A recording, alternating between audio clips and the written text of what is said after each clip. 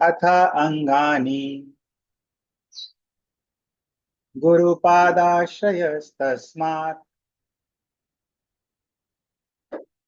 कृष्ण दीक्षादि शिक्षणम् विश्रम्भेण गुरुः सेवा साधु वर्त्मानुवर्तनम्। गुरुपादाश्रयस्तस्मात् कृष्ण दीक्षादि शिक्षणम् विश्रम्भेण गुरुः सेवा साधु वर्त्मानुवर्तनम्। रिपीट कर सकते हैं? हरे कृष्ण। हरे कृष्ण। गुरुपादाश्रयस्तस्मात् कृष्णादीक्षादिशिक्षणम् विश्रम्भेण गुरः सेवा साधु वर्त्मानुवर्तनम्। हरे कृष्ण। और कोई? अथ अंगानि गुरुपादाश्रयस्तस्मात् कृष्ण दीक्षादिशिक्षणं विश्वम्भेन गुरो सेवा साधु वर्तमान अनुवर्तनम्। और कोई? हरे कृष्ण प्रभु जी दंडवत प्रणाम।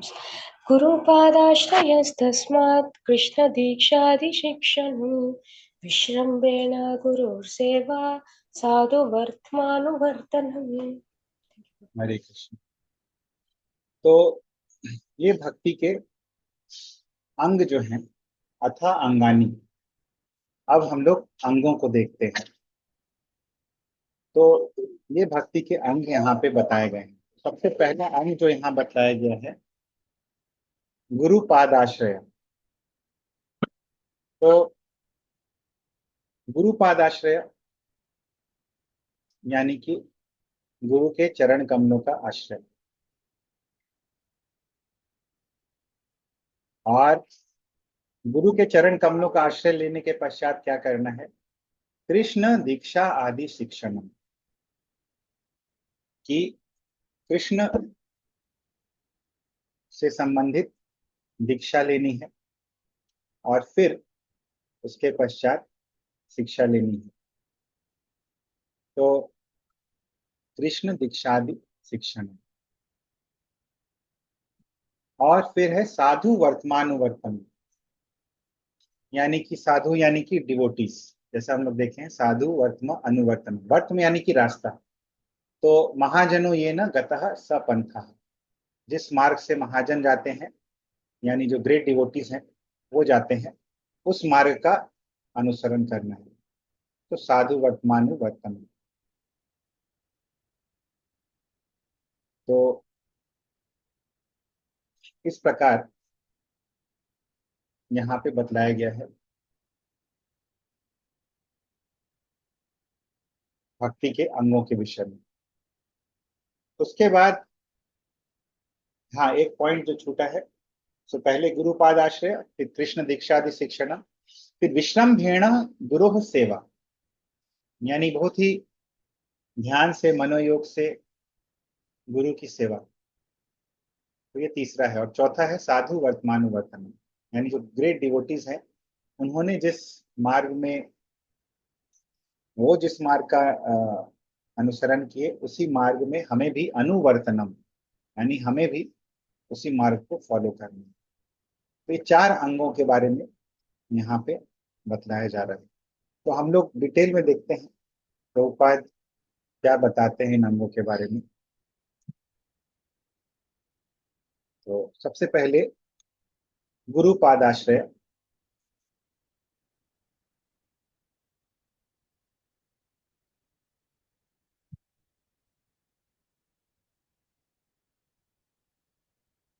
गुरुपादाश्रय के विषय में हम लोग देखेंगे। गीता माता जी पढ़िए।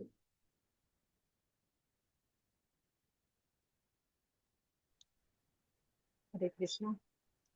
श्रीमद् भागवत 11:3-21 में प्रबुद्ध महाराज मुनि से कहते हैं, हे राजन, निश्चित जानो कि प्राकृतिक जगत में लेश मात्र भी सुख नहीं है। इस दुखमय स्थान में सुख की प्रतीति भ्रम मात्र है। यथार्थ सुख का जिज्ञासु सद्गुरु को ढूंढे और दीक्षा के द्वारा उनका आश्रय ले। गुरु वही बनने योग्य है जो स्वयं युक्ति और विमर्श द्वारा शास्त्रों के सिद्धांतों में निष्णात हो और दूसरों को भी इन सिद्धांतों में निष्ठ करे। जो संपूर्ण सांसारिक कामनाओं का त्याग कर भगवान के शरणागत हो गए हैं, वे महापुरुष ही सद्गुरु हैं। मनुष्य जीवन परमानंद की प्राप्ति के लिए है, अतः सभी सभी को सद्गुरु की शरण में जाना चाहिए। हरे कृष्ण।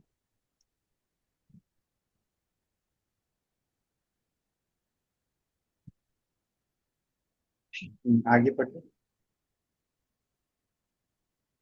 एक मिनट। तात्पर्य यह है कि ऐसे व्यक्ति को गुरु न बनाए जो महामूर्ख हो, जिसे शास्त्र की आज्ञा का ज्ञान न हो, जिसका चरित्र संदिग्ध हो, जो भक्ति की विधि को न मानता हो, अथवा जिसने 6 इंद्रिय तृप्ति के साधनों को जीत न लिया हो।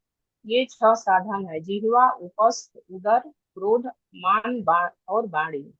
जिसने इन छहों को वश में करने का अभ्यास किया है, वह संपूर्ण जगत में शिष्य बना सकता है। ऐसे गुरु का आश्रय आध्यात्मिक जीवन में संपूर्ण उन्नति का आधार है। सद्गुरु के आश्रय में आने वाला भाग्यवान निश्चित रूप से भव बंधन से मुक्त हो जाता है। हरे कृष्ण। तो सबसे पहला अंग जो बतला रहे हैं भक्ति के 64 अंगों में से, वो है गुरु पादाश्रय। और गुरु के संबंध में यहाँ पे डिटेल में बता रहे हैं कि गुरु का क्वालिफिकेशन क्या होना चाहिए। क्या बता रहे हैं गुरु का क्वालिफिकेशन क्या होना चाहिए?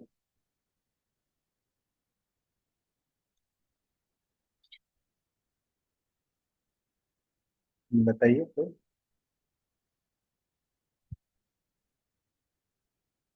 शास्त्रों के सिद्धांतों में निष्णात होना चाहिए।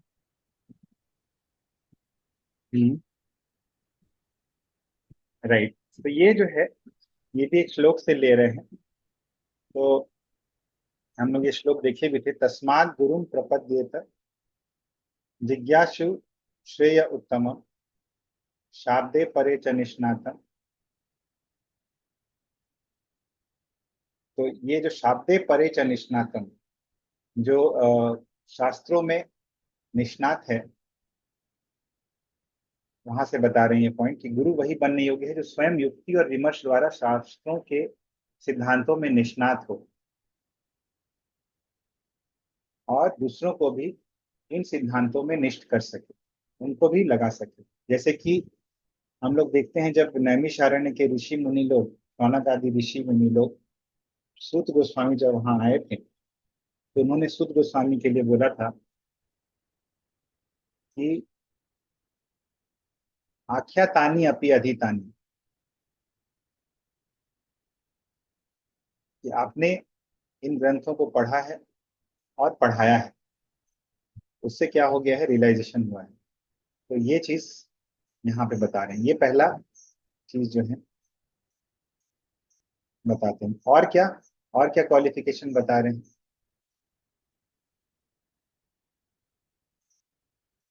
और जिसने अपना सांसारिक का कामना होगा।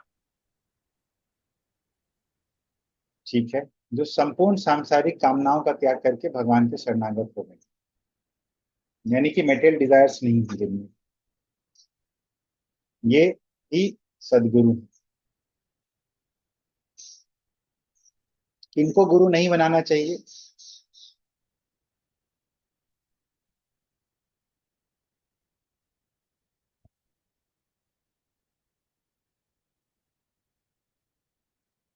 हरे कृष्ण प्रभु जी। जो शास्त्र की विधि को नहीं जानता है और जिसने 6 इंद्रिय तृप्ति के साधनों को नहीं जीता है। ये 2 हो गया। और हरे कृष्णा, जिसका चरित्र संदिग्ध हो। राइट। तो ये सब लोगों को गुरु नहीं बनाना चाहिए। अगर भाग्य से आपको ऐसा कोई गुरु मिल जाता है जिनमें सभी क्वालिटीज हैं, तो उनको हमें निश्चित रूप से ऐसे सदगुरु को हमें अपना गुरु स्वीकार करना चाहिए। तो ऐसा गुरु को स्वीकार करने से क्या होगा?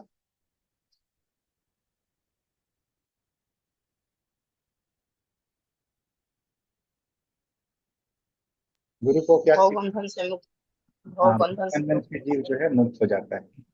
तो ये हमने देखा पहला चीज, आदौ गुरु पादाश्रय, ये पहला अंग है। फिर दूसरा अंग जो है यहाँ पे बताया गया है वो क्या है? भक्ति का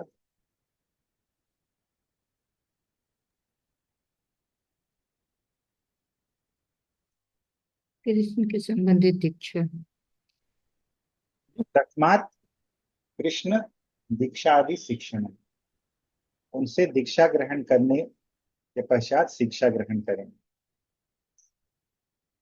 तो ये दूसरा क्वालिटी है। तो इस संबंध में प्रभुपाद क्या बोल रहे हैं वो हम लोग देखेंगे।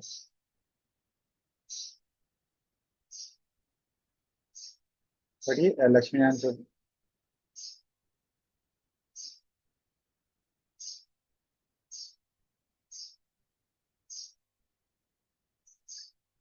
हरे कृष्ण। लक्ष्मीनारायण प्रभु म्यूट है आपका। हाँ ये सुनाई साइड वाला हट जाएगा क्या? लंबा ये जो साइड में इससे कट जा रहा है थोड़ा। और ये वाला ना, हाँ, एक मिनट।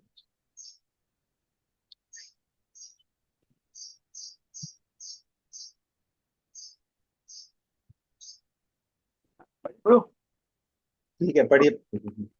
गुरु ने कृष्ण दीक्षा तथा भक्ति का उपदेश किया है। प्रभु मुनि ने राजा से आगे कहा, हे राजन, शिष्य गुरु को केवल गुरु ही नहीं समझे, वरन उन्हें श्री भगवान और परमात्मा का रूप समझना चाहिए। भाव है यह है कि शिष्य गुरु को भगवान का रूप समझे, क्योंकि वे श्री कृष्ण के बाह्य प्रकाश हैं। सभी शास्त्रों में यह प्रमाणित है कि शिष्य गुरु को इसी रूप में माने। गुरुदेव के लिए पूर्ण श्रद्धा और आदर भाव के साथ श्रीमद् भागवत का गंभीर अध्ययन करना चाहिए। श्रीमद् भागवत का श्रवण कीर्तन यह धर्म पथ है जिससे साधक भगवत सेवा और भगवत प्रेम तक उन्नति करता है। शिष्य का भाव सदा यही होना चाहिए कि गुरुदेव प्रसन्न हो, तब उसके लिए आत्मविद्या बड़ी सुगम हो जाएगी। वेदों में इसका समर्थन है और रूप गोस्वामी आगे बताएंगे कि भगवान और गुरु में अनन्य श्रद्धालु के लिए संपूर्ण तत्व अपने आप स्फुलित होता जाता है। हरे कृष्ण। ओके, हरे। तो ये दूसरा अंग है, तस्मात् कृष्ण दीक्षा आदि शिक्षण। तो गुरुपाद आश्रय और तस्मात् यानी उसके पश्चात उनसे कृष्ण दीक्षा और शिक्षा यानी भक्ति के उपदेश। तो यहाँ पे कोटेशन कर रहे हैं प्रभुपाद प्रबुद्ध मुनि के बारे में। तो प्रबुद्ध मुनि ने क्या कहा है गुरु के संबंध में?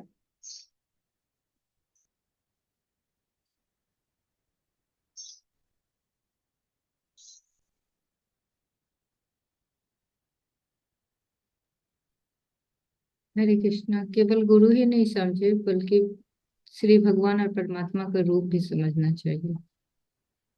राइट। तो ये इंपॉर्टेंट पॉइंट है कि ये कहाँ पे हम लोग आते हैं, ये इस भजन में?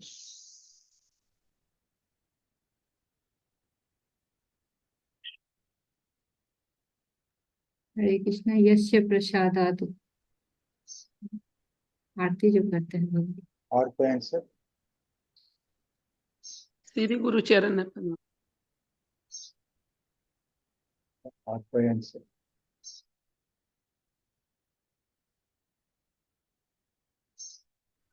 प्रभु जी, गुरुदेव कृपा बिंदुदय।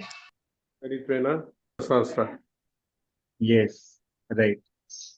तो यहाँ पे हम लोग देखते हैं कि साक्षात हरित्वेन, हरित्व यानी भगवान की प्रॉपर्टीज,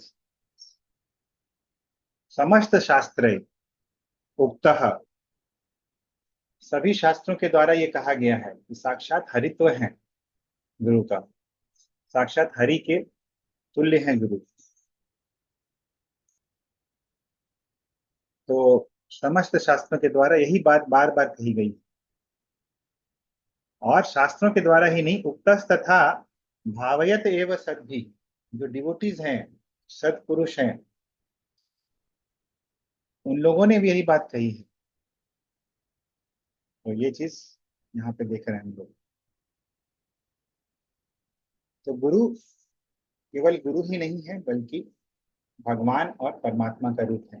हम लोगों ने देखा भी है कि भगवान अनेक रूपों में हमें शिक्षा देते हैं। तो उस संबंध में, गुरु के संबंध में हमने क्या देखा?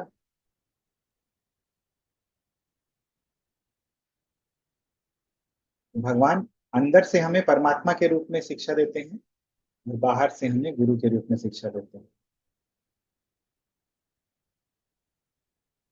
इसीलिए श्री कृष्ण के बाह्य प्रकाश है, आंतरिक प्रकाश परमात्मा। सभी शास्त्रों से यह प्रमाणित है कि शिष्य गुरु को इसी रूप में माने। साक्षात हरित्वेन समस्त शास्त्रे, सभी शास्त्रों के द्वारा यह प्रमाणित है कि साक्षात हरित्व है गुरु में, और गुरु के लिए पूर्ण श्रद्धा और आदर भाव के साथ श्रीमद् भागवत का गंभीर अध्ययन करना चाहिए। तो भागवत का गंभीर अध्ययन गुरु के प्रति आदर भाव के साथ करना चाहिए। शिष्य का यही भाव होना चाहिए कि गुरु सदा प्रसन्न रहे। और इसके संबंध में जो आप बताए थे, वो श्लोक आता है कि यस्य प्रसादात् भगवत प्रसाद, गुरु प्रसन्न रहेंगे तो भगवान प्रसन्न हो जाएंगे। और यदि भगवान प्रसन्न होते हैं तो फिर अपने आप भगवान की कृपा के कारण हमारे अंदर सभी तत्व अपने आप स्फुरित हो जाते हैं। स्वयं एव स्फुरति यदा। तो ये जो भक्ति है स्वयं एव स्फुरित होती है, हमारे प्रयास से एक्चुअली स्फुरित नहीं होती। हमारे प्रयास के कारण जो कृपा होती है उसके कारण स्फुरित होती है। तो ये जब हम लोग समझ जाएंगे तो फिर गुरु के प्रति प्रॉपर मूव के साथ हम लोग कर सकेंगे, समर्थन कर सकेंगे। अभी तीसरा, तो ये कौन सा साधन है तीसरा श्लोक के हिसाब से? सेवा। सेवा, ध्यान से गुरु की सेवा। ध्यान से, विश्रम्भेण गुरु सेवा। ठीक है, पढ़िएगा।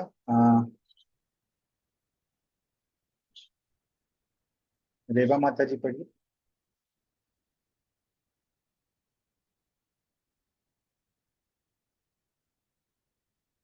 हरे कृष्ण।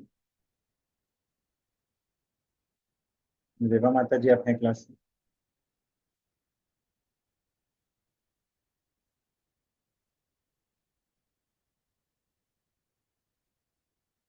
प्रीति दीदी पढ़िए।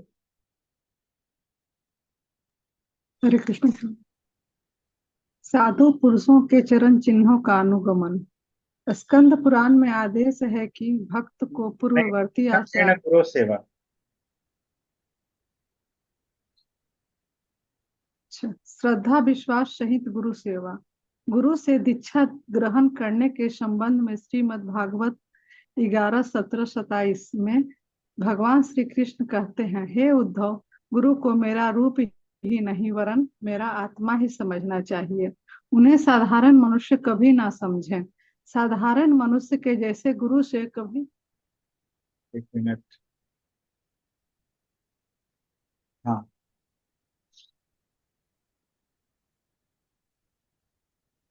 साधारण मनुष्य के जैसे गुरु से कभी द्वेष ना करें। उन्हें सदा श्री भगवान का प्रतिनिधि मानना चाहिए। गुरु की सेवा करने से सारे देवताओं की सेवा संपन्न हो जाती है। यस, तो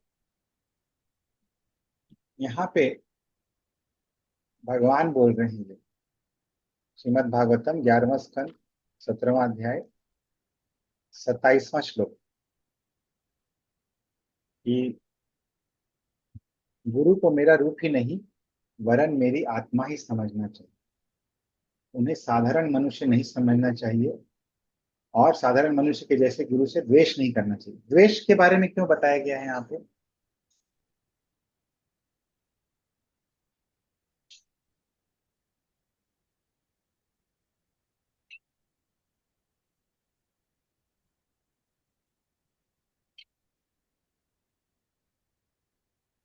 हाँ बताइए कोई भी।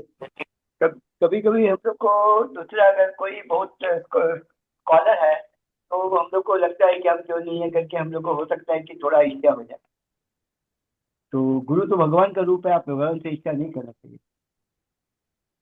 ठीक है, और क्या कारण हो सकता है द्वेष का?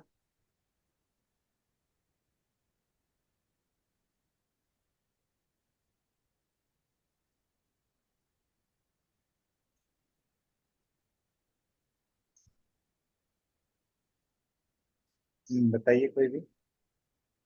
हरे कृष्णा, अहंकार प्रभु, हम ही ज्यादा जानते हैं। हाँ, अहंकार। और बताइए कोई आंसर। गुरु से द्वेष क्यों करेगा आदमी?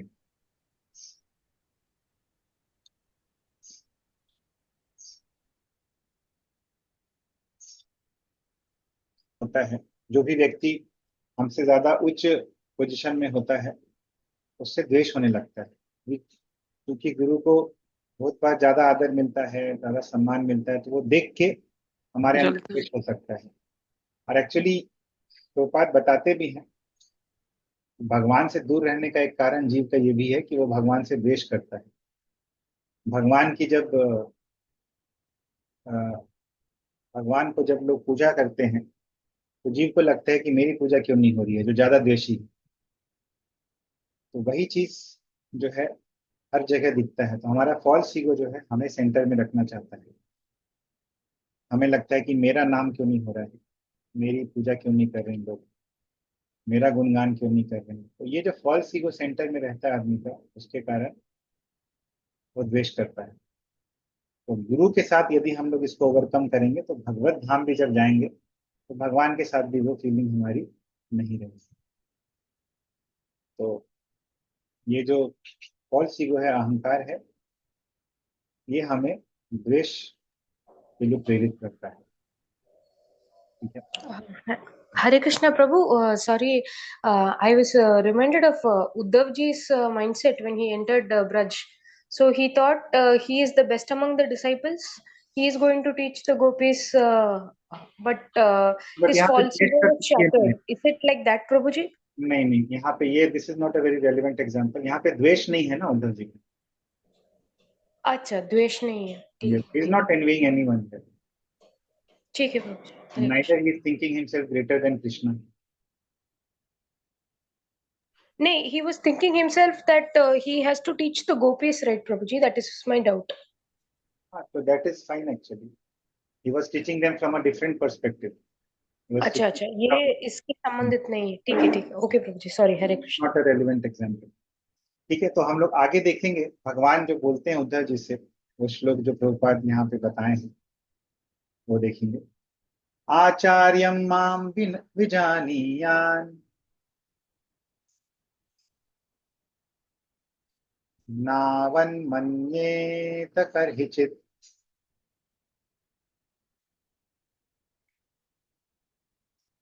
नामर्त्य बुद्ध्या सूयेता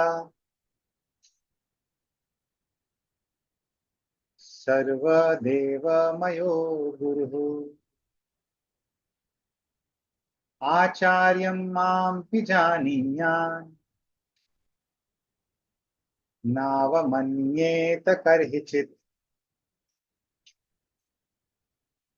नामर्त बुद्ध्या सूयेता सर्वदेवमयो गुरुः।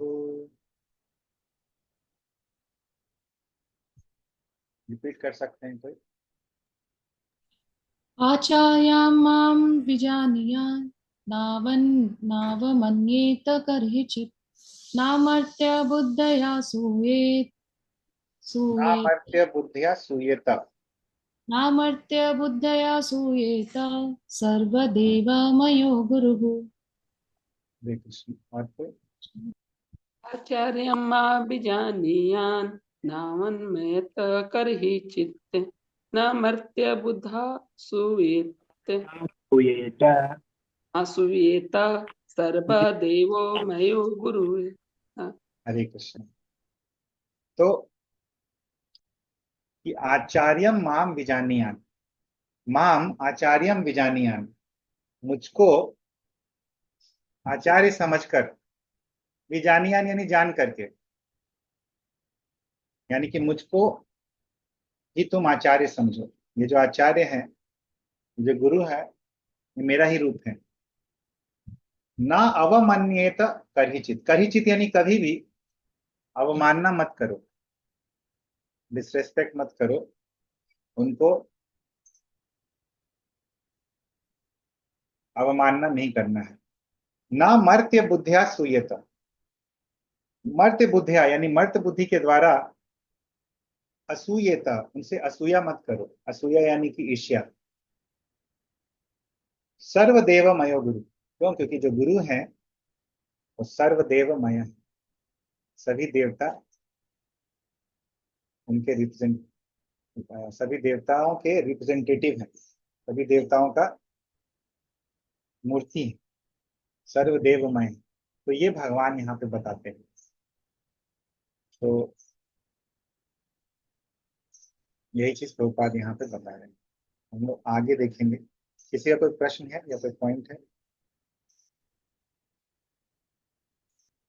हरे कृष्णा प्रभु जी, आप ये थर्ड नंबर जो बता रहे हैं इसमें विश्रम्भेन एक शब्द आया है, उसका हाँ मतलब आप बोले ध्यान से। हाँ हाँ यही शब्द ये जो आता है लक्ष्मी सहस्त्र शत संभ्रम सेव्य मानम, तो यही सेम है कि संभ्रम भाव हाँ। से वो सेवा करती हैं लक्ष्मी। विश्राम, नहीं, विश्रम्भ और संभ्रम थोड़ा डिफरेंस है। एक मिनट में बताता हूँ। संभव,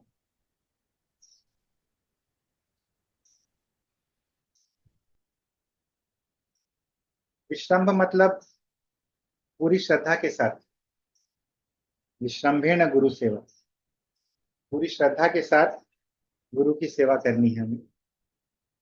और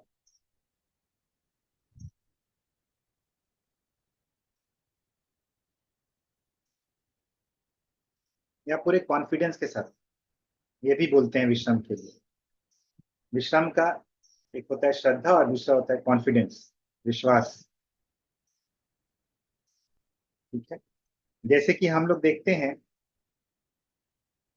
इस संबंध में जब भगवान के मित्रों का वर्णन होता है जो सख्य रस में, तो उसमें बोलते हैं विश्रम्भ प्रधान सख्य। तो सख्य रस में अगर भक्तों को कॉन्फिडेंस रहता है भगवान पे, तो उसको बोलते हैं विश्रम्भ प्रधान सख्य। तो ये जो रस है सख्य रस का, जो विश्रम्भ प्रधान सख्य है, ये गोलोक धाम में भगवान के सखाओं पर रहता है। तो विश्रम्भ। संभ्रम का मतलब जो है लक्ष्मी सहस्त्र शत संभ्रम सेव्यमान। संभ्रम, जैसे कि बताते हैं एग्जैक्टली।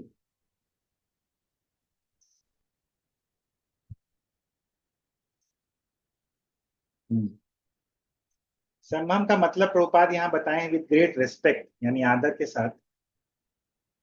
लेकिन ये कैसा आदर है? जैसे मान लीजिए, आप सोचिए कि अगर आपके घर में गुरु महाराज आ गए, या सभी आपके घर में राधानाथ स्वामी महाराज आ गए, तो आपकी क्या स्थिति रहेगी? उसका वर्णन कीजिए। गंगा माता जी बताइए। प्रभु जी वो आ जाएंगे तो हम कोशिश करेंगे कि उनके लिए अपने तरफ से जो बेस्ट सेवा हो सके, उनको बेस्ट आसन और भगवान का बेस्ट जो चढ़ाया हुआ प्रसाद है वो उनके लिए, मतलब हम सोचेंगे कि बहुत एक तरह से अंदर में कौतूहल का विषय हो जाएगा, क्या करें क्या करें ये ऐसे। तो that is the state of संभ्रम कि क्या करें, कैसे न कैसे इनको कैसे इनका स्वागत करें। तो ये संभ्रम है। प्रभुपाद एक और चीज बताते हैं, भक्ति सिद्धांत ठाकुर बताते हैं कि आदर के साथ उस आदर में जिसमें प्रेम भरा हुआ है, बीइंग सैचुरेटेड विथ लव, तो ये भी एक मीनिंग बताते हैं। तो श्रद्धा विश्वास के साथ, तो इसीलिए देखिए यहाँ पे श्रद्धा भी बोल रहे हैं और विश्वास भी बोल रहे हैं। श्रद्धा विश्वास के साथ विश्रम्भेण गुरु सेवा, यानी विश्वास के साथ, कॉन्फिडेंस के साथ गुरु की सेवा करना। और संभ्रम अलग हो गया। संभ्रम यानी कि जब बहुत ज्यादा प्रेम रहता है तो क्या करें, कैसे इनका स्वागत करें, तो वो भाव होता है, वो प्रेम के कारण आता है। लक्ष्मी सहस्र शत संभ्रम सेव्यम, तो लक्ष्मियां जो है किस भाव से, ऐसा नहीं कि आराम से लक्ष्मियां जो है वो है भगवान की सेवा कर रही है, ऐसा नहीं कि हाँ ये सेवा है तो कर दी। हमेशा मन में एक एक्साइटमेंट है कि कैसे करें, कैसे और करें। That is what. क्लियर है माता जी? क्लियर है प्रभु जी। तो संब्रेन माधुर्य रस में आएगा? नहीं नहीं, ऐसा जरूरी नहीं है। संभ्रम कैसे भी हो सकता है। प्रेम आपका माधुर्य रस में नहीं रहता है। दास्य में प्रेम नहीं होता क्या? होता है प्रभु जी। सख्य में भी प्रेम होता है, वात्सल्य में भी प्रेम होता है। थैंक यू प्रभु जी। हरे कृष्ण। हरे कृष्ण। और कोई पॉइंट है किसी का? हरे कृष्ण प्रभु। प्रभु जी यहाँ जो मर्त बुद्धि जो बताएं उसका सही में क्या होगा मीनिंग? मर्त बुद्धि, मर्त्य बुद्धि यानी कि ये भी जो गुरु हैं ये भी तो मेरे जैसा है, मर्त्य बुद्धि। भगवान में भी लोग मर्त्य बुद्धि करते हैं कि हाँ भगवान का शरीर जो है वो मर्त्य शरीर है। जैसे गुरु का भी लोग बोलते हैं गुरु जो है ये भी तो मेरे जैसा नहाते हैं, मेरे जैसा ब्रश करते हैं, तो फिर लगता है कि हाँ ये भी तो मर्त्य शरीर वाले हैं, इनको भी चोट लगता है। तो वैसे जी इक्वेट करना, जबकि वो स्पिरिचुअल प्लेटफॉर्म पे है। वैष्णवेर क्रिया मुद्रा विज्ञेह न बुझाए, वैष्णव की क्रिया मुद्रा विज्ञ लोग भी नहीं समझ पाते हैं, बुझ पाते हैं। तो मर्त्य, हाँ मृत्यु से आया, जिसका शरीर नश्वर है, मर्त्य बुद्धि। ठीक है, जी प्रभु जी, थैंक यू प्रभु ये जी। श्लोक इंपॉर्टेंट है। आचार्यम माम विजानीयान नावमन्येत कदाचित् नामर्त्य बुद्ध्या सूयेत सर्वदेव मयो गुरु। ये याद कर लीजिएगा। 11, 17, 27।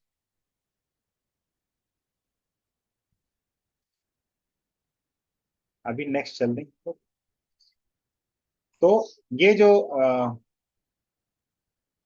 अंग है इसका नाम क्या है श्लोक के हिसाब से?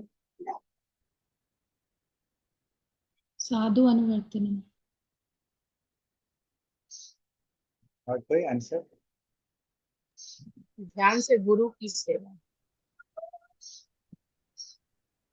नेक्स्ट जो है चौथा, चौथा साधु वैष्णव के मार्गों का अनुसरण करना चाहिए। हाँ, और श्लोक में क्या था इसका नाम? साधु वर्तनम।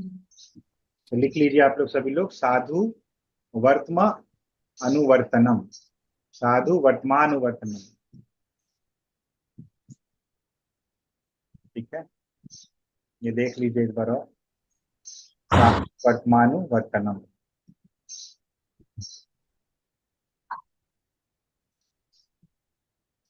श्लोक ही याद कर लीजिए, 4 अंक तो ऐसे ही याद हो जाएंगे। और फिर हम लोग ऐसे 4 4 4 करके 64 अंक याद कर लेंगे। पढ़िए वंदना माता जी। साधु पुरुषों के चरण चिन्हों का अनुगमन। स्कंद पुराण में आदेश है कि भक्त को पूर्ववर्ती आचार्यों एवं साधु पुरुषों का अनुगमन करना चाहिए। इससे शोक एवं असफलता पास नहीं फटकती तथा अभीष्ट श्रेय सिद्धि हो जाती है। ब्रह्म ब्रह्मयामल शास्त्र में कहा गया है, यदि कोई शास्त्रों की विधि को माने बिना ही बड़ा भक्त बनता है तो उसकी इन क्रियाओं से भक्ति सिद्ध नहीं होगी। वह भक्ति के यथार्थ साधकों के मार्ग में उत्पात ही खड़ा करेगा।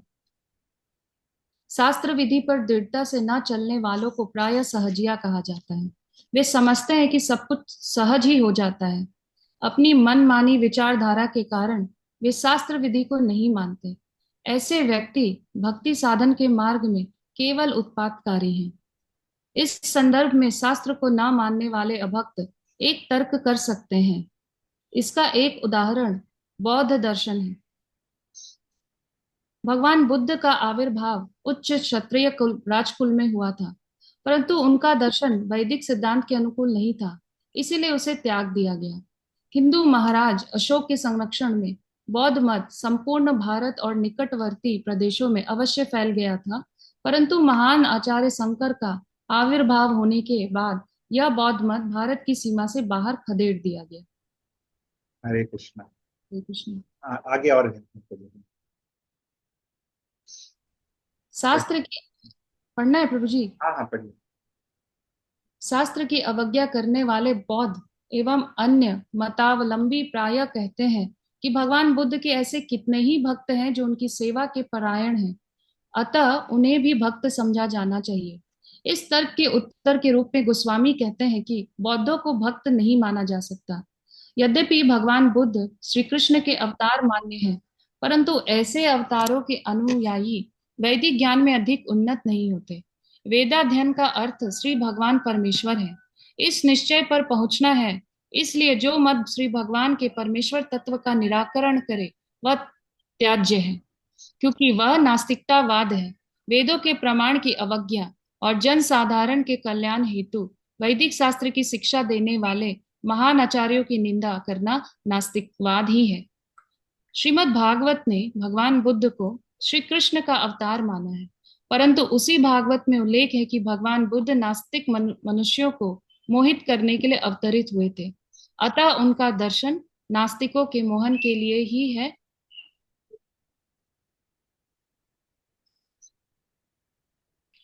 अतः उनका दर्शन नास्तिकों के मोहन के लिए ही है, उसे स्वीकार नहीं किया जा सकता। कोई जिज्ञासा कर सकता है, श्री कृष्ण नास्तिकवाद क्यों फैलाएंगे? इसका उत्तर यह है कि श्री भगवान की इच्छा थी कि वेदों के नाम पर उस समय चल रही हिंसा को रोका जाए। धर्मध्वजी लोग मांसाहार जैसी हिंसक क्रियाओं के लिए वेदों का दुरुपयोग कर रहे थे। ऐसे समय में पतित लोगों को वेदों की ऐसी भ्रांत व्याख्या से बचाने के लिए भगवान बुद्ध आए। भगवान बुद्ध ने नास्तिकों के लिए नास्तिकवाद का उपदेश इसलिए किया जिससे वे उनका अनाथ श्री कृष्ण की भक्ति के परायण हो जाए। हरे कृष्ण।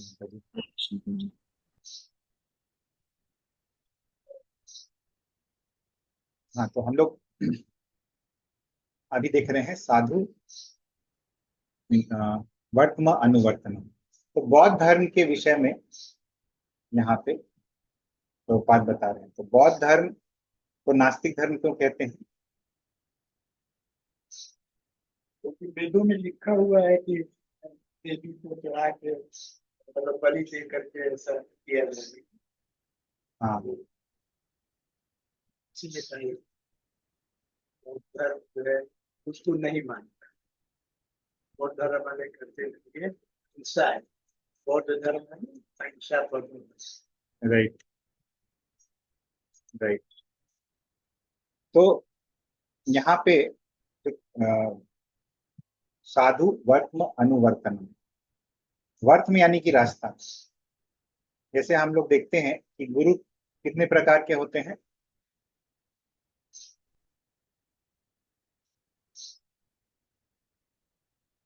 प्रभु जी 3।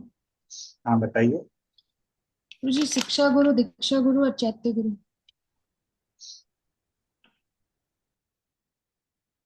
और कोई आंसर? वर्तमान प्रदेश का गुरु, शिक्षा गुरु, दीक्षा गुरु, वर्तमान प्रदेश का गुरु। राइट। तो इंटरनल जो गुरु होते हैं तो चैत्य गुरु होते हैं, जो चित्त में रहते हैं, जो परमात्मा रहते हैं। एक्सटर्नल जो गुरु रहते हैं वो 3 प्रकार के होते हैं, दीक्षा गुरु, शिक्षा गुरु और वर्तम प्रदर्शक गुरु। तो वर्तम वहां भी आता है। वर्तम यानी कि पथ, यानी पथ प्रदर्शक गुरु। दीक्षा देने वाले गुरु नहीं, तो पथ प्रदर्शक गुरु वो होते हैं, जैसे आपको जो पहली बार जिन्होंने रास्ता दिखलाया, पहली बार जो आपको बताए और बाद में भी रास्ता दिखलाए, वो भी बाद में भी दिखला सकते हैं, लेकिन वर्तम प्रदर्शक जिन्होंने भक्ति का रास्ता दिखलाया, तो वो होते हैं वर्तम प्रदर्शक गुरु, जिन्होंने वर्तम यानी कि रास्ता दिखलाया। भगवान भी बोलते हैं भगवत गीता में, मम वर्तमान वर्तन्ते मनुष्यः पार्थः सर्वशः। तो मम वर्तम अनुवर्तन्ते, मेरा ही वर्तम यानी मेरा ही मार्ग जो है सभी लोग फॉलो करते हैं। कौन? सभी मनुष्य फॉलो करते हैं। हे पार्थ सर्वशः फॉलो करते हैं, यानी हर प्रकार से मेरा ही मार्ग फॉलो करते हैं। तो यहाँ पे जो प्रभुपाद बतलाते हैं, वहां से हम लोग देखते हैं प्रभुपाद क्या बतला रहे हैं इस वाले श्लोक में। साधु वर्तम अनुवर्तनम, अनुवर्तनम यानी उसको फॉलो करना। महाजनो ये न गतः स पंथा, महाजन जिस मार्ग से जा रहे हैं, जो ग्रेट डिवोटीज ने जिन मार्ग को फॉलो किया है, उसी को फॉलो करना। तो कौन है वो ग्रेट डिवोटीज? पूर्ववर्ती आचार्य और साधु पुरुष, जो ग्रेट डिवोटीज हैं। हो सकता है ग्रेट डिवोटीज हमारे पूर्ववर्ती आचार्य ना हो, जैसे रामानुजाचार्य, हम लोग उसी संप्रदाय में नहीं आ रहे, लेकिन फिर भी रामानुजाचार्य जो है हमारे मानने हैं, क्योंकि वो साधु हैं। साधुओं के आचार्यों के मार्ग को यदि हम लोग अनुगमन करेंगे, तो फिर उसका तीन आउटकम बता रहे हैं। इसका क्या तीन परिणाम होता है? सुख, असफलता और अदृष्ट से सुख।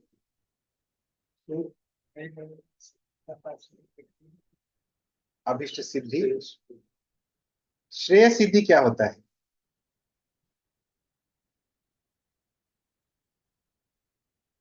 हमने डिस्कस किया था एक बार, किसी को याद है? श्रेय किसको बोलते हैं?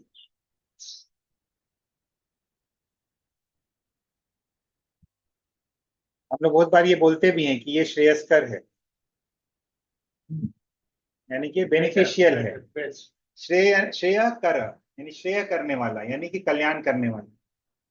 तो कल्याण सिद्धि हो जाती है, अभिष्ट कल्याण की सिद्धि हो जाती है, जो हम लोग को चाहिए उसका सिद्धि हो जाता है, इसमें सक्सेसफुल हो जाते हैं हम लोग। तो यहाँ पे ब्रह्म यामल शास्त्र, एक शास्त्र है जिसमें कहा गया है, ब्रह्म यामल शास्त्र के अनुसार क्या कहा गया है कंचन मौसी?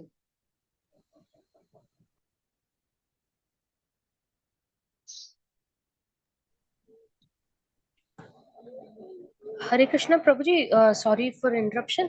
वो श्रेय जो आप बता रहे थे, वो वही श्रेय है क्या जो शिक्षाष्टकम में आते हैं? श्रेय कैरव चंद्रिका वितरण। राइट, वही श्रेय है। अच्छा श्रेय कैरव चंद्रिका वितरण। अच्छा, ठीक है प्रभु जी, हरे कृष्ण। मतलब क्या है श्रेय कैरव चंद्रिका वितरण? विद्यावधु जीवनम। का मतलब क्या है श्रेय कैरव चंद्रिका? अच्छा, मतलब the one who is bestowing all auspiciousness, प्रभु जी। तो श्रेय का मतलब हो गया कल्याण। हाँ। कैरव चंद्रिका ये सब का मतलब क्या है?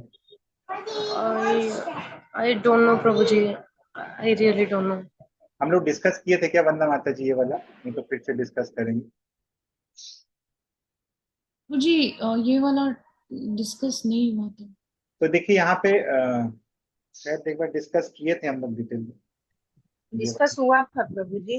हाँ उसमें बताइए। आप बताए थे कि हाँ। जैसे चंद्रमा की किरणें शीतलता प्रदान करती है, उसी तरह से जो हरिनाम संकीर्तन है, वो हम लोग को मतलब अपने शीतलता से मतलब हमारा कल्याण करने वाली है। इस टाइप का सेंस में कुछ एक चीज मिस कर रहे हैं बीच में, आप कैरव मिस कर रहे हैं। आप श्रेय और चंद्रिका को बताएं, कैरव मिस किए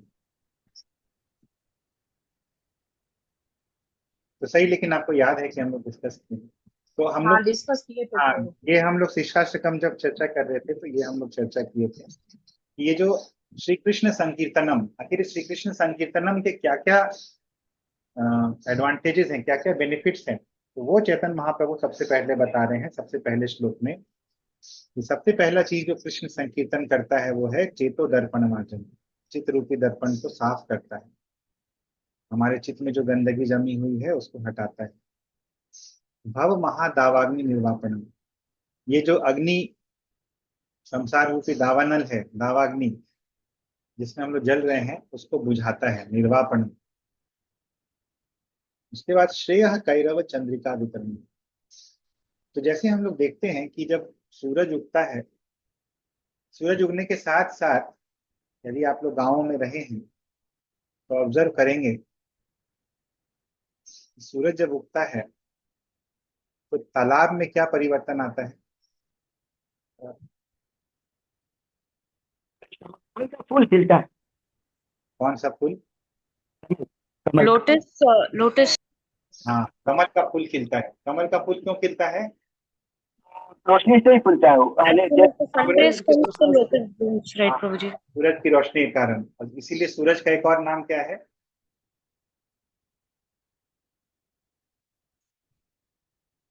सूरज का एक और नाम है पद्म बंधु। पद्मबन। पद्म बंधु आराधिका। राधा रानी पद्म बंधु यानी सूर्य देव की उपासना करती थी, सूर्य पूजा करने जाती थी कृष्ण से मिलने के लिए। कृष्ण नित्य संगमार्थ पद्म बंधु आराधिका, कृष्ण से मिलने के लिए सूर्य पूजा के बहाने जाती थी। तो ये हम लोग देखे थे वहां पे पद्म बंधु। उसी प्रकार कैरव नाम का फूल होता है। कैरव जो होता है रात में खिलने वाला पुष्प होता है, तालाब में ही खिलता है। और ये वाटर लिली जैसा होता है, वाटर लिली बोल सकते हैं। तो एक प्रकार का वाटर लिली होता है। तो ये चंद्रमा की रोशनी के कारण खिलता है। श्रेय रूपी कैरव जो है, कल्याण रूपी फूल जो है, उसके लिए चंद्रमा रूपी किरण बरसाने वाला है ये हरिनाम संकीर्तन, श्री कृष्ण संकीर्तन। तो श्रेय कैरव चंद्रिका वितरण, यानी कि जिस प्रकार चंद्रमा की रोशनी से कैरव खिल जाता है, कैरव को पोषण प्राप्त होता है, उसी प्रकार भगवान नाम लेने से हमारे जीवन में कल्याण जो है उसको पोषण प्राप्त होते रहता है। कल्याण जो है खिल जाता है, कल्याण की सिद्धि हो जाती है। ठीक है, हम लोग डाइवर्ट कर गए, आगे चलेंगे। तो यहाँ पे प्रभुपाद बतलाते हैं कि शास्त्र की विधि को कोई नहीं मानता है और बड़ा भक्त बनता है कि हाँ हम बहुत बड़े भक्त हैं, शास्त्र की विधि क्या है, मतलब ठीक है जैसा आया वैसा कर लिए। तो अपने मनमाने तरीके से शास्त्र की विधि को त्याग करके और अपने मनमाने तरीके से भक्ति करने से क्या होता है? कभी प्रगति नहीं होगी। और कोई आंसर? भक्ति सिद्ध नहीं होती। और कोई? भक्ति रुक जाएगी प्रभु जी। और कोई? हाथ खड़ा कर देता है। हाँ, तो साधक के मार्ग में उत्पात ही होता है उससे। कौन सा श्लोक है ये हम लोग चर्चा किए थे? रिपीट। श्रुति स्मृति पुराण श्रुति स्मृति पुराणादि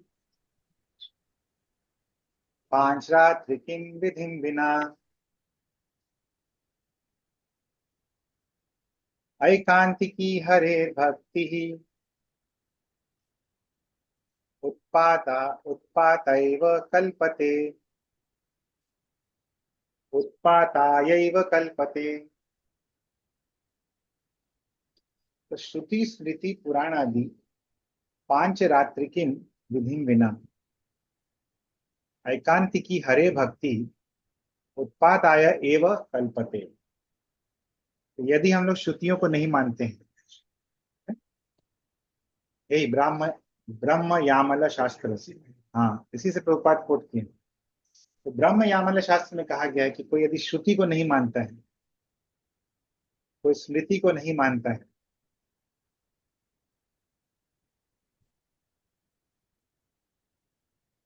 तो और कोई पांच रात्रि की विधि को नहीं मानता है। पांच रात्रि की विधि क्या होती है?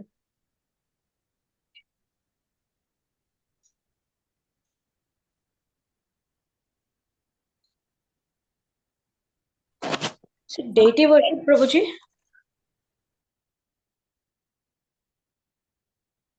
डिटी वर्शिप की विधि है, एक स्मार्ट विधि से भी डिटी वर्शिप होता है।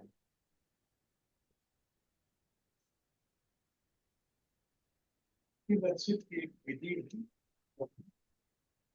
हाँ, डिटी वर्शिप की विधि है नारद पंचरात्र में जो मेंशन्ड है वो। हाँ, नारद पंचरात्र है, उसी प्रकार और भी पंचरात्र है। तो श्रुति स्मृति पुराण आदि पांचरात्रिक विधि बिना एकांत की हरे भक्ति उत्पाताय एवं कल्पते। तो इससे क्या होता है, एकांत की हरि भक्ति करने से उत्पात ही होता है, डिस्टर्बेंस ही होता है हमारी साधना में, दूसरों की साधना में। हम लोग यदि इस प्रकार करते हैं, दूसरों को भी मिसगाइड करते हैं, तो उत्पात ही मचा रहे हैं हम लोग। तो यही चीज बताते हैं, भक्ति साधन के मार्ग में केवल उत्पातकारी। ऐसे लोग को क्या बोलते हैं? सहजिया। राइट। और भगवत गीता में भगवान भी ऐसा कुछ बताए हैं, वो भी देखते हैं हम लोग, रिपीट कर सकते हैं। यह शास्त्र विधि मुत्सृज्य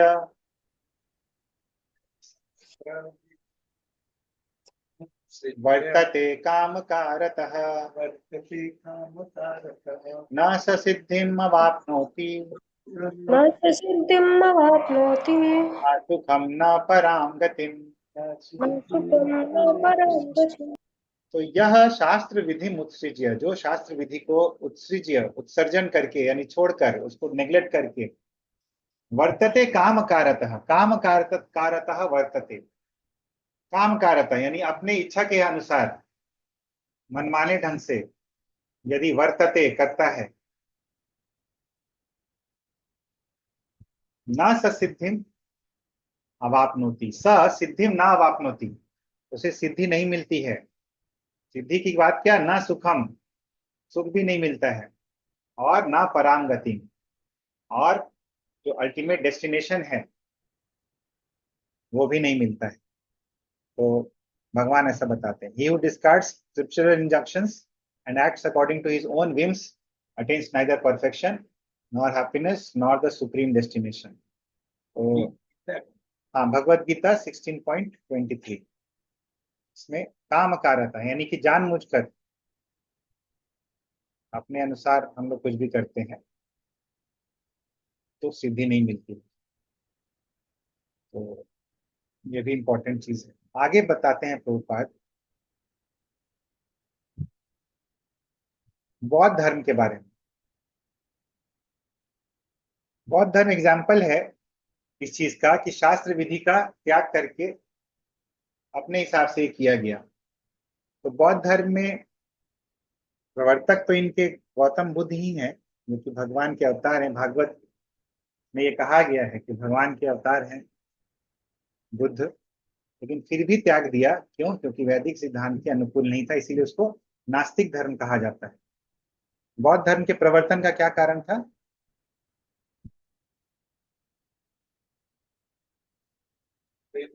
अहिंसा को रोकना।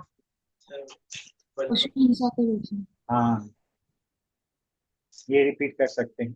निंदसि यज्ञ विधेरः श्रुति जातम् निन्दसि यज्ञविधेरः श्रुतिजातम् तदय हृदय दर्शित पशुघातम् सदय हृदयदर्शित पशुघातम् केशवधृत बुद्ध शरीर जय जगदीश हरे, जय जगदीश हरे, जय जगदीश। केशवधृत बुद्ध शरीर जय जगदीश हरे, जय जगदीश हरे, जय जगदीश हरे। तो निंदसी यज्ञ विधे अहह श्रुति जातम। तो निंदसी कि आपने निंदा की, किस चीज की? यज्ञ विधे। अहह श्रुति जातम, आपने निरंतर यज्ञ विधि की निंदा की। वो यज्ञ विधि जो श्रुति जातम, जो श्रुतियों के हिसाब से बतलाई गई थी, वेदों के हिसाब से बतलाई गई थी, जैसे अश्वमेध यज्ञ और अनेक प्रकार के यज्ञ। क्यों? सदय हृदय दर्शित पशुघातम, क्योंकि आपने देखा कि पशुओं को मारा जा रहा है, पशुओं का घातम, यानी उनको मारा जा रहा है, और आपका हृदय जो है सदय हो गया, यानी दयाशील हो गया। ऐसे हे कृष्ण, हे केशव, आपने धारण किया, केशव धृत, आपने धारण किया क्या चीज? बुद्ध शरीर, बुद्ध का रूप धारण किया। जय जगदीश हरे, हे जगदीश आपकी जय हो। निंदसी यज्ञ विधि, ये जयदेव गोस्वामी के दशावतार स्तोत्र में। तो उसी तरह से शंकराचार्य शिव जी के अवतार, लेकिन फिर भी वैष्णव लोगों ने उनको रेस्पेक्ट करते हैं, शंकराचार्य को रेस्पेक्ट करते हैं, लेकिन उनके फिलॉसफी को रिजेक्ट करते हैं, क्योंकि वो निर्विशेष ब्रह्म के बारे में बताएं। और उसको बोला गया है प्रच्छन्नम बौद्धम उच्यते, मायावादम असत शास्त्रम प्रच्छन्नम बौद्धम उच्यते। मायावाद जो कि असत शास्त्र है, उसका मैं प्रवर्तन करूंगा, और ये मायावाद क्या है? प्रच्छन्न बौद्ध ही है, ये ढका हुआ बुद्ध धर्म ही है। तो ऐसा शिव जी ने बोला है शास्त्रों में।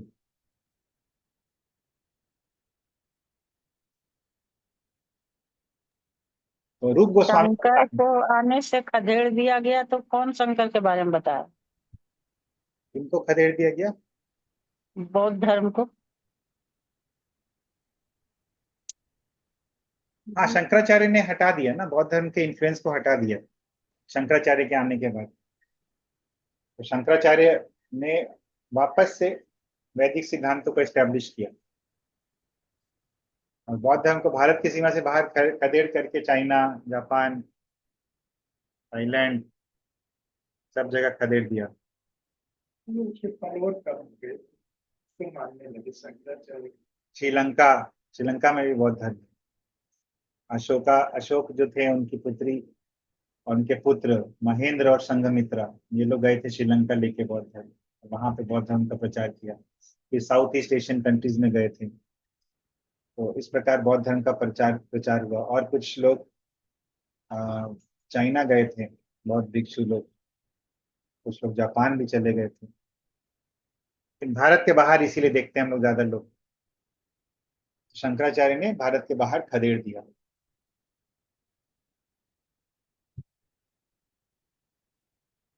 तो नास्तिकतावाद धीरे यहाँ पर खत्म हो गया। खदेड़ दिया, नहीं, बाहर खदेड़ना मतलब बाहर भगा देना, तो बाहर भगा दिया उनको भारत से। Hare Krishna Prabhuji, in relation to today's verse, Shankaracharya, I am reminded of, he would say, Manaschena lagnam guru ratingi padme tatakim tatakim tatakim tatakim. So we take the good out of his teachings, but we don't follow the philosophy, right, Prabhuji? That is what you said. समझ में नहीं आया मतलब। हरे कृष्ण प्रभु जी, तो मैं ये I was asking you कि Shankaracharya has also said in his Guru Ashtakam, मनश्चेन लग्नम गुरोरंग्नि पद्मे ततकिम ततकिम ततकिम. So and he also says Geyam Gita Nama Sahasram, like Deyam Shripadi, he and Kararavindena Padaravindam, he speaks sometimes glorifying Krishna and also Guru Tattva. So sometimes his philosophy is favorable, but sometimes his philosophy is not favorable. So how do we take it, Prabhuji? So we don't take anything, because जो unfavorable वाला part है ना, सर्पोच्छिष्ट यथापया, favourable है दूध, लेकिन उसमें unfavourable विष मिला हुआ है, तो we don't accept that milk, even though the milk is nutritious. ठीक है प्रभुजी. We don't accept anything, because you cannot have a Ardha Kukut Nyaya, you cannot follow the half and logic. So we don't Okay. anything. We entirely reject anything. Hare Krishna. But आप बोल रहे थे कि we respect the person but reject the philosophy, right, Prabhuji? Yeah, so we respect Sankaracharya, but we reject his philosophy in totality. ठीक है. Now it's clear. Thank you, Prabhuji. Hare Krishna. Hare Krishna. Even some things which we mentioned from Shankaracharya is because our acharyas have taken that. So we can mention what has been taken by the acharyas. ठीक है. For example, Bhaj Govindam.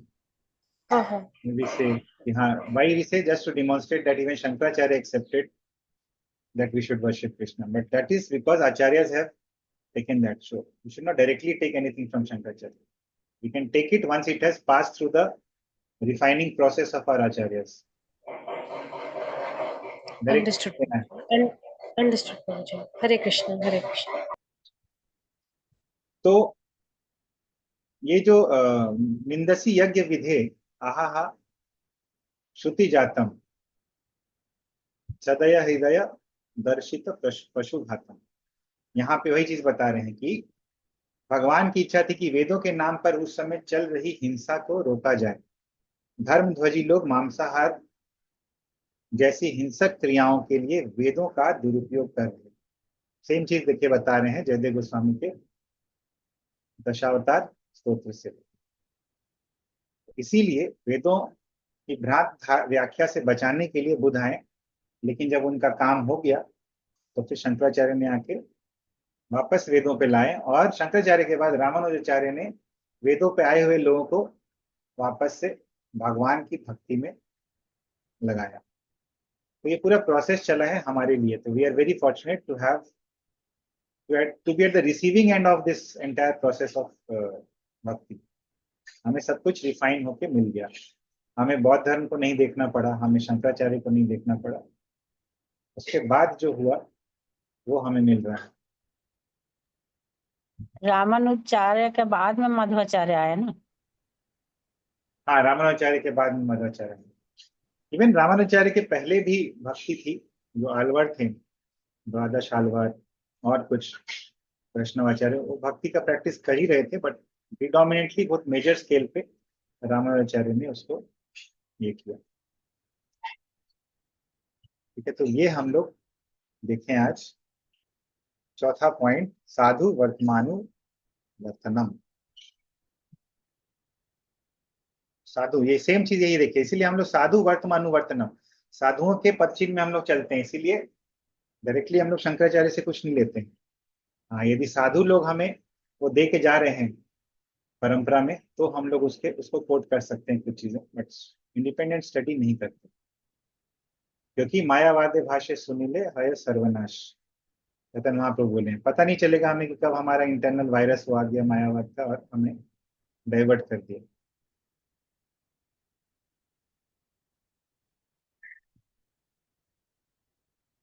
यहीं पे विराम देंगे। किसी का कोई प्रश्न है या कोई पॉइंट है तो हम लोग डिस्कस कर सकते हैं। हरे कृष्ण प्रभु जी।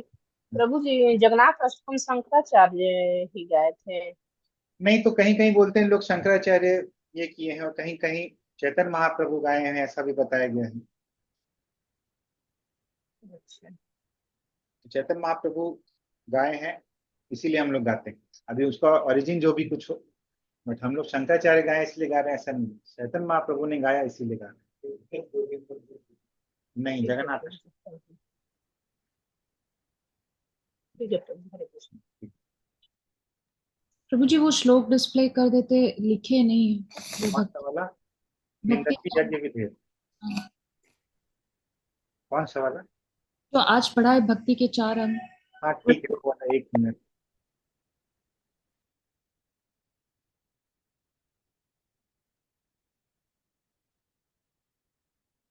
अथ अंगानी गुरुपादाश्रय तस्मात् कृष्ण दीक्षादि शिक्षण निष्कंभेण गुरु सेवा साधु वर्तमानु वर्तमान। Thank you Prabhu ji.